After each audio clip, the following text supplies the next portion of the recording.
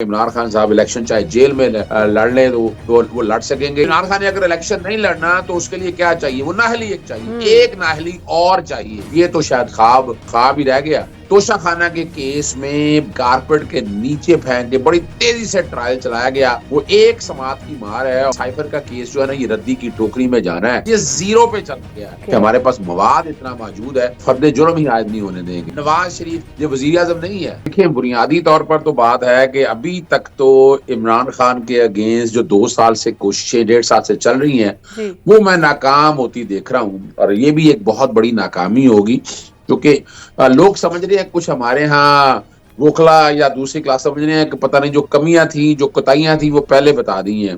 सवाल कमी या कोताही का नहीं है, सवाल है जुरिस्डिक्शनल इशू का। जिस तरह तोशा खाना के केस में ब्रश साइड कारपेट के नीचे फेंक के बड़ी तेजी से ट्रायल चलाया गया और सजा दे दी गई। और अब वजह जो है ना, जो वजह हम देख रहे हैं, वजह ये है कि तोशा खाना की अपील आ गई हुई है, सस्पेंशन पे पहले ही हो चुकी हुई थी, नाहली पे नोटिस हो चुका था और वो एक समात की मार है और अपील अलाउ हो जानी है और सेटिस्फाइड हो जानी है जुरिस्डिक्शनल इशू के ऊपर। तो अब अल्टीमेटली इमरान खान को अंदर रखने के लिए और क्या था? या तो 190 मिलियन के केस में गिरफ्तारी डाली हुई, या साइफर के यानी उनको चाहिए कि इमरान खान इलेक्शन ना लड़ सके। अब इमरान खान ने अगर इलेक्शन नहीं लड़ना तो उसके लिए क्या चाहिए? वो नाहली एक चाहिए, एक नाहली और चाहिए।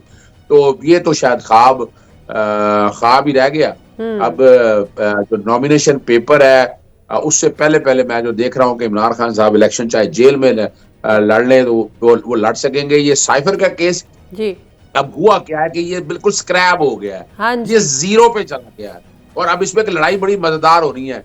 एक लड़ाई हमने अभी एक लड़ी नहीं है, यानी अब दोबारा अगर ये ट्रायल चलता है और फर्द जुर्म आयद होती है तो उससे पहले बहुत जबरदस्त एप्लीकेशन हमारी तैयार पड़ी हुई है। अच्छा। हम इस पे फर्द जुर्म ही आयद नहीं होने देंगे। ये हम आपको बता दें कि हमारी कानूनी पोजीशन ऐसी है कि हमारे पास मवाद इतना मौजूद है कि जिससे अब तो बहरहाल जेल ट्रायल से बाहर ओपन ट्रायल की बातें आ गई हैं। शहादतें जितनी की थी और जितनी भी शहादतें उनके पास थी वो सारी रद्दी की टोकरी में चले गए हैं। लेकिन निगरान हुकूमत यहाँ बैठेगी नहीं आराम से। सुप्रीम कोर्ट में ये वाला जो मैंने तो इसमें बारे में पहले भी प्रेडिक्शन की थी कि जस्टिस सरदार तारिक मसूद जो है ना वो सुनेंगे। वो आज सुना है उन्होंने इमरान खान साहब की जमानत के केस को।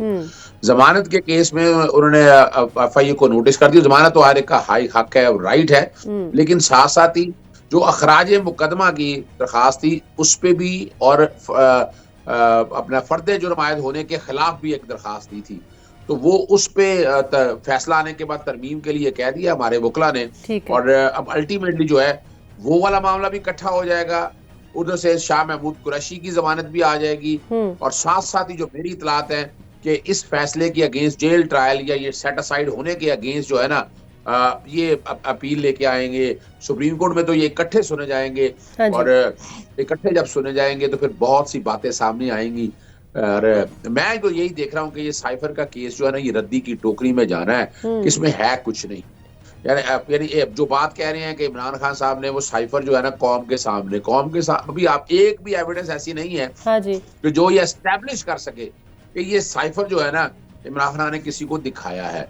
वो एक कागज लहराया था, वो ठीक है, उसके मंदरजा जात जो भी थे वो अपने तौर पर किसी कॉन्टेक्स्ट में थे, वो वजीर आजम की हलफ को सामने रखते हैसियत में कौम को बताए थे। और जहां तक गुम होने वाली बात है तो गुम होने के हवाले से वो प्रोसीजर ऑलरेडी दिया हुआ है, तो वो भी कानून टूटा नहीं है। आज बड़े अहम रिमार्क्स थे कि इमरान खान साहब का रोल क्या है, बाकी है यानी क्या इसमें असद उमर नहीं था मुलजिम, वो कहाँ गया, उसकी गिरफ्तारी। और वो अपना शाह महमूद कुरैशी तो चले 109 में डाले ना, बैटमैन में आपको पता तारीख में आज ही जुल्फकार अली भुट्टो साहब का एक केस है और इसमें कोई शक नहीं है कि ये मौजूदा हालात जो है ना जुल्फकार अली भुट्टो साहब के दौर में, उस वक्त भी एक साइफर आया था, अब भी एक साइफर है। जुल्फकार अली भुट्टो उस वक्त मार्शला की भेंट थे, इस वक्त इमरान खान जो है ना वो पार्शला की भेंट चढ़े हुए हैं और ये सारे हालात चल रहे हैं। तो शाह महमूद कुरैशी का बैटमेंट का तो केस है, बैटमेंट में ये समझ से बाहर है कौन सी बैटमेंट है। और बैटमेंट में तो फिर वो काबीना पूरी आएगी जो कि काबीना ने डिक्लासिफाई सारे को किया है, फिर वो जिन जिन लोगों को गई है। और इस तरह तो फिर वो साइफर की कॉपी तो नजम सेठी साहब भी मांगते थे और हामिद मीर भी मांगते थे, उनके पास मौजूद है। तो ये इतना सादा काम नहीं है। मकसद सिर्फ ये समझ आइएगा, इमरान खान को इलेक्शन से दूर रखना है। वो मैं नहीं देख रहा कि इलेक्शन से दूर रख पाएंगे। हिकमत अमली तैयार है, अगर इमरान खान साहब बाहर आ जाते हैं तो ठीक है, वगरना वोकला और बहुत यानी इतने कैंडिडेट हैं, ये लोग निकलने से कोई फर्क नहीं पड़ता। ठीक है। और इमरान खान साहब अगर जेल के अंदर भी रहेंगे उसकी भी हिकमत अमली तैयार है। इलेक्शन अब ये करा दें। अरे वो वैसे मैं इलेक्शन होता हुआ देख नहीं रहा 8 फरवरी को। मैंने आज तक जितनी बातें की हैं तारीख में, उनमें से अक्सर बातें साबित हुई हैं, मां सिवाय नवाज शरीफ के वो 21 अक्टूबर को नहीं आएगा। और वो मैंने साथ कहा था कि अगर डील ना हुई, क्योंकि वो डील के तहत आए, वरना मैंने तो यही चैलेंज किया था मैंने कि और मैं ये भी बता दूं आपको, अगले ये भी प्रेडिक्शन मेरी नोट कर लीजिएगा, ये वजीर आजम नहीं है, इसको ये आ गया है, इस्तेमाल हो गया या इस्तेमाल कर लिया गया, या जिस तरह भी आप इसको कह दें। साइफर बेसिकली ये कोडिंग और अनकोडिंग का मामला है। ये कोई कागज लिखा हुआ पत्थर नहीं है, जैसे सलीम साफी ने कहा था पीले रंग का है, ये पत्थर नहीं है। और उसके मिनट्स ऑफ मीटिंग में बनाकर उसको कन्वर्ट किया होगा सादा पेपर पे। अब वो जो सादा पेपर पे अब आ गया, साइफर की असल शक्ल तो ना रही वो है ना, वो तो एक पेपर की शक्ल में आ गया। और वो पेपर जो गुम हुआ है वो वजीर आजम हाउस से बाहर नहीं गया वो। अब वजीर आजम हाउस में किसने गुम किया है, वो अब स्टाफ की जिम्मेदारी है, जिन्होंने संभालना था, जिन्होंने देखना था, उनमें से किसी को मुलजिम नहीं बनाया गया। आजम खान का यानी आपने उसका वादा माफ गवाह बना लिया। अब वादा माफ गवाह क्यों बना लिया आपने जी, और वो भी 164 का बयान भी वहां पर रिकॉर्ड के ऊपर बहुत कमजोर केस है।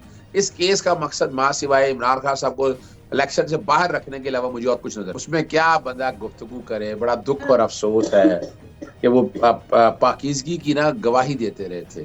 आपको पता है, यानी हमने वो बात ऐसी कोई नहीं करनी है, आपको तारीखी तौर पर याद होना चाहिए कि ये खुद जो है ना वो मैं इसके लिए शेर पढ़ता होता हूँ, हमसे पूछो चमन पे क्या गुजरी, हम गुजर कर खजा से आए हैं। ये तो एक बड़ी वादे तौर पर अगर आप बात देखें, आप एक अगर खूबसूरती से चीजों को देखते आए, हमारे यहाँ लोग यहाँ गिरफ्तार होते हैं, कितने दिन रहते हैं, और फिर या तो वो चिल्ला काटने चले जाते हैं, और या फिर वो प्रेस कॉन्फ्रेंस करते हैं। शुरू में आपने देखी प्रेस कॉन्फ्रेंस होती रही, और प्रेस कॉन्फ्रेंस होने के उनके गुनाह सारे जुल गए।